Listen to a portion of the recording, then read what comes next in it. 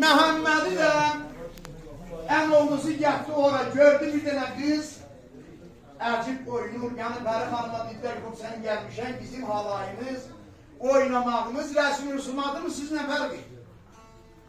Dedim, nə fərqi var? Dedi, sən durayın oxuyan, oynayan görə yaya. Sən ki deyirən, məsələn biz qrubitdən gəlirsiniz, hava izləyəcək. Pəri xanımın da ciyər yanıb ota dönür. Arif Buldurub ayaqüstə siyaterlərdən tel ayırıb, bastı mərmər sinəsinə saz əvəzindən. Görək nəmə deyər qızlara, nə oxur tərəfindən mən oxuyam, siz ağayınlar.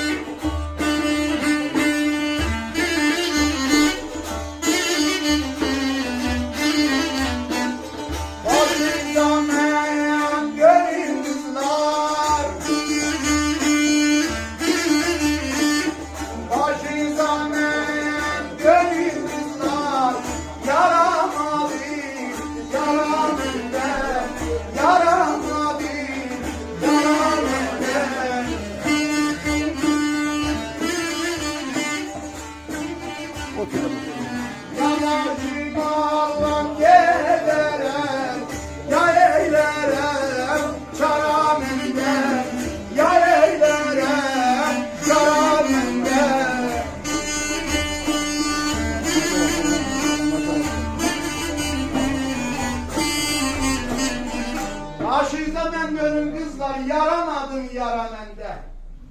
Ya başım Allah'ım gedərəm, ya eylərəm çara məndə. Deyirlər daxa, baba deyərlər, qonşu qızının topuğu xilli olur, rəhmətin olur, bundan gözəl. İndi bu cürlüğüyle Məhəmmədi bəyər. Məhəmməd Gülbaşı olsun, nə deyirlər.